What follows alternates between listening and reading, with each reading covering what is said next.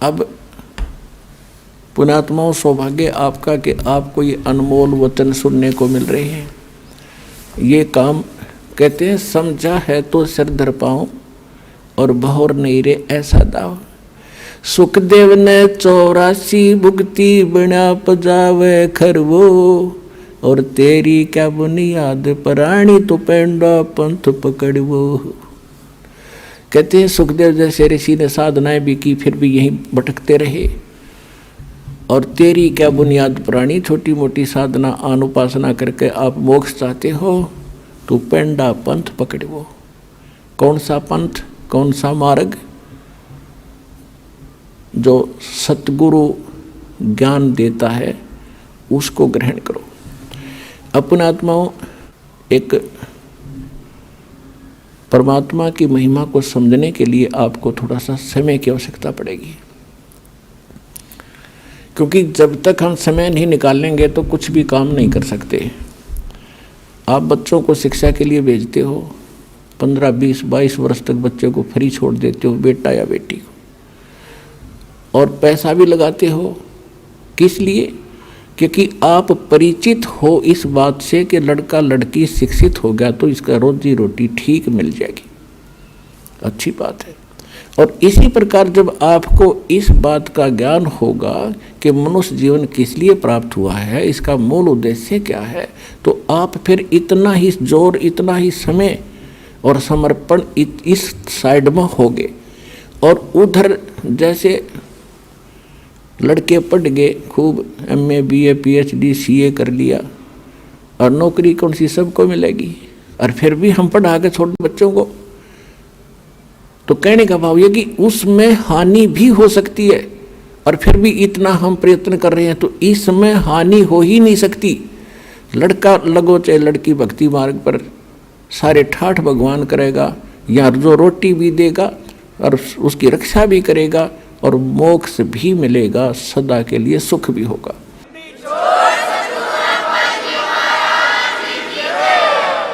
अब जैसे ये दास देख रहा है, छोटे छोटे बच्चों को लेकर के माताएं यहाँ पर पहुँच रही हैं इतनी गर्मी और सर्दी के अंदर, और कितनी कितनी दूर से आते हैं। ट्रेन के अंदर कितनी भीड़ होती है, सारा साथ 2-2 दिन लग जाते हैं। दूर से आने वालों के 24-25 घंटे लग जाते हैं, 20-20 घंटे लग जाते हैं। तो ये क्यों आ रहे हैं? जैसे किसान, खासकर हरियाणा क्षेत्र में हम देखा करते थे, हमारे पिताजी और अन्य गांव के लोग, रात्रि के समय जैसे आज कितनी सर्दी है, जनवरी में कितनी सर्दी होती है, और खेत में किसान का नहर से पानी का नंबर आ जाता है रात के 12 बजे, जनवरी का महीना, और शीत लहर चल रही होती है। अब हम तो कमरे बंद करके खिड़की द्वार सारे रजाई ओढ़ कर सोना पड़ता है कि ठंड ना लग जाए, और किसान एक कंबल खेस ओढ़ के और खेत में पहुंच जाता रात के 12 बजे उसी शीत लहर में। वो बिल्कुल आलस नहीं करता, और जब उसके नंबर आता है नहर से पानी लगाने का, उस कंबल खेस को भी उतार के नीचे रख देता साइड में, और जल के अंदर घुटनों पानी में बढ़कर कस्सी से वो पानी बंद करता है। अब वो किस लिए कर रहा है ऐसा काम? उसको मालूम है कि ये थी, आज मैं सिंचाई करने नहीं गया और मेरा नंबर कट जाएगा, फिर ये नंबर मिलेगा नहीं, इतने मेरी फसल सूख जाएगी और मेरे बच्चे भूखे मर जाएंगे, मैं निर्धन हो जाऊंगा। क्योंकि किसान उस प्रोसेस से, उस प्रोसीजर से पूर्ण परिचित है, इसलिए वो ना ये देखता तेरा नमूनिया हो जाएगा, रात के समय ये भी नहीं देखता कोई सांप काट जाएगा, नहीं, वो काम करके छोड़े तो सफल हो गया। इसी प्रकार यहाँ वही आ सकते हैं जो उस किसान की तरह इतने प्रभावित हो चुके हैं और संतोष हो चुका है, और उनको पूरा ज्ञान हो चुका है कि यो काम तब करना ही पड़ेगा, चाहे मरे चाहे जीवें। पर भगवान के भगत मरा नहीं करते, जिया करते हैं और सदा सुख मिला करते हैं।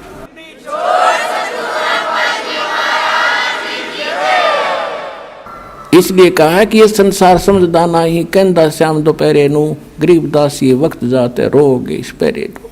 समझा है तो सिर धर पाओ और बहोर नहीं रह सकता। अपने भाई बहनों को भी समझाओ, सारे संसार में ज्ञान फैलाओ, सारा विश्व सुखी होगा, सबको मोक्ष मिलेगा। ये वो टाइम आ गया है।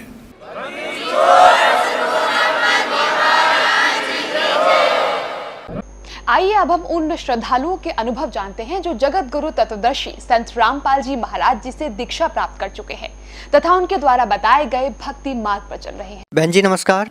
नमस्कार जी। क्या नाम है जी आपका? रमा शर्मा। कहाँ से आए हैं जी आप? गांव सुनी, जिला शिमला, हिमाचल प्रदेश। संत रामपाल जी महाराज से नाम दीक्षा आपने कब ली? 16 जून 2018। 2018 में आप संत रामपाल जी महाराज से जुड़े? हाँ जी। लेकिन 2014 से ही संत रामपाल जी महाराज जेल में है, तो उनसे नाम दीक्षा कैसे लिया आपने? जी मैंने उनका सत्संग सुना और उनके सत्संग से प्रभावित होके लोगों के अनुभव भी सुने, जो जो उनको लाभ हुए उनको देख के फिर मैंने भी नाम दीक्षा ली।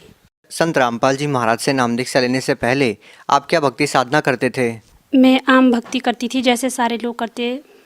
जैसे वैसे तो मैं शिव जी भगवान की भक्ति करती थी और जैसे व्रत वगैरह लेना सारा भक्ति करती थी और पूजा भी सारी करती थी, पर मेरे को उससे कुछ लाभ नहीं हुआ। क्या किसी साधु संत से भी जुड़े हुए थे आप? नहीं जी।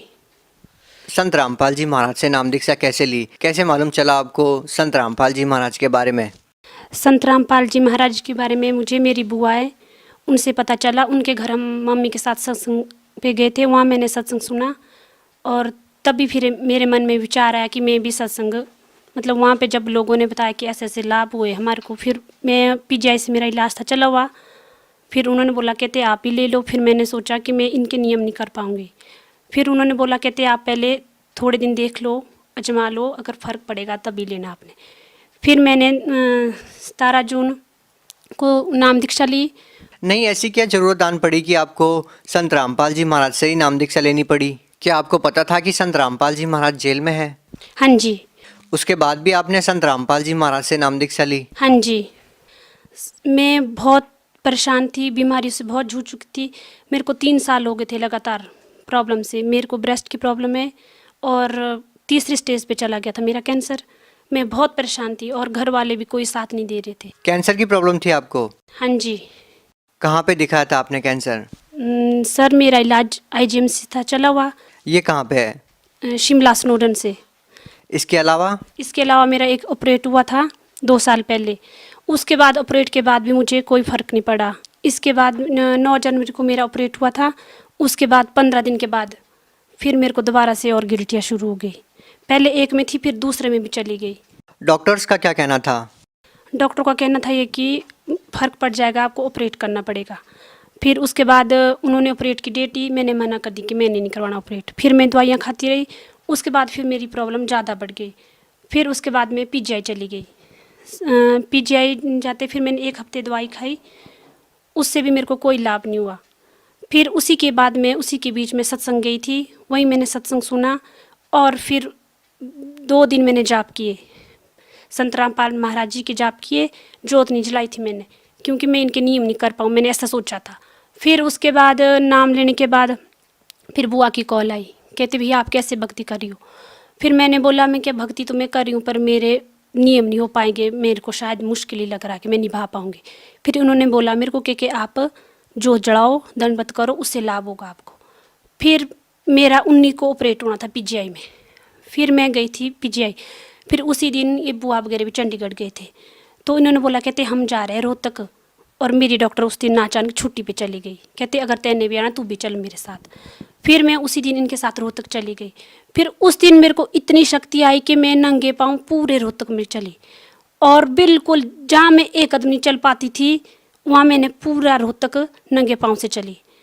और उसके बाद जब मैं घर आई मैंने दवाइयाँ उसी टाइम से बंद कर दी थी और मैंने जोत भी जलाई, मर्यादा में भक्ति भी की। फिर मेरे को 25 दिन में पता चल गया और मेरी सारी प्रॉब्लमें दूर हो गई। जो ऑपरेट होना था उसके भी डेट आगे चली गई। और फिर जब मैं दोबारा गई PGI, फिर वहाँ टेस्ट हुए तो सारे टेस्ट क्लियर हो गए। अब जो मेरी प्रॉब्लम थी तीसरे स्टेज पे थी, वो मेरा कैंसर ख़त्म हो गया। ऐसा कैसे हो सकता है? ये बिल्कुल ही अपने आप में असंभव बात है। लोगों का विश्वास करना इस बात पे बिल्कुल नामुमकिन है। दरअसल हमें भी इस बात पे विश्वास नहीं हो रहा कि बगैर किसी दवाई के आपका कैंसर ठीक हो गया, जबकि आप बता रहे थे कि तीसरे स्टेज पे थे आप। हाँ जी, मैं जो भी मेरे को सुन रहे हैं, मैं सुनने वालों को यही बताना चाहूँगी कि जो लाभ मेरे को हुआ आपको भी हो सकता है। भगवान संत रामपाल जी महाराज के सत्संग सुनो। बगैर किसी दवाई के, बगैर किसी ट्रीटमेंट के कैसे ठीक हो सकता है? किसी मंत्रों के जाप करने से कैंसर का ठीक होना तो कोई भी व्यक्ति इस बात पे विश्वास नहीं कर पाएगा। सर मैं यही कहना चाहूँगी सभी से कि आप संत रामपाल महाराज जी के सत्संग सुनो, उनकी शब्द वाणी सुनो, उसी से आपको पता चल जाएगा और उनकी भक्ति मर्यादा में करो। उसी अगर कोई व्यक्ति ये वेरीफाई करना चाहे कि आपको कैंसर था, तो कैसे पता कर सकते हैं, कैसे पता चल सकता है कि आपको वाकई कैंसर था? सर मेरे पास सारी डिटेल है, सारी रिपोर्टें मैं उनको दिखा सकती हूँ, उनको बता सकती हूँ। सर ये मेरी अल्ट्रासाउंड की रिपोर्ट है, जो मेरा पेट का अल्ट्रासाउंड हुआ था। मेरे पेट में बहुत बड़ी प्रॉब्लम थी और संत रामपाल जी महाराज की शरण में जाके मेरी ये प्रॉब्लम सॉल्व हुई है। उसके बाद मेरे जो ब्रेस्ट में प्रॉब्लम थी 3 साल से चली हुई, ये उसकी क्लियरेंस की रिपोर्ट है, ये उसका अल्ट्रासाउंड है। इसमें मेरे सारे टेस्ट है, जो भी मेरे टेस्ट हुए इसकी सारी रिपोर्ट है, ये सारे ठीक है और मेरा शरीर अब बिल्कुल ठीक है। मैं सभी सुनने वालों को यही संदेश देना चाहूँगी कि आप एक बार संत रामपाल जी का सत्संग सुनो और उनकी ज्ञान गंगा पुस्तक पढ़ो और जीने की राह पढ़ो, उससे आपको खुद ही अनुभव हो जाएगा। उन डॉक्टर से मिल सकते हैं हम? क्या किसी डॉक्टर का नाम याद है आपको? हाँ जी, पहले मेरा शुरू से डॉक्टर बनर्जी से इलाज चला हुआ था रिपन में, फिर उसके बाद आईजीएमसी, फिर पीजीआई में डॉक्टर दिव्या में मेरे डॉक्टर थे, वहीं से मेरा इलाज चला हुआ था। पर अब मेरी सारी दवाइयाँ 7 महीने से सब कुछ बंद है और मैं बिल्कुल ठीक हूँ। मैम, डॉक्टर्स का क्या कहना था जब उन्होंने दोबारा टेस्ट किया तो? उनका ये रिएक्शन था कि ये तो चमत्कार हो गया, ऐसे कैसे हो सकता है।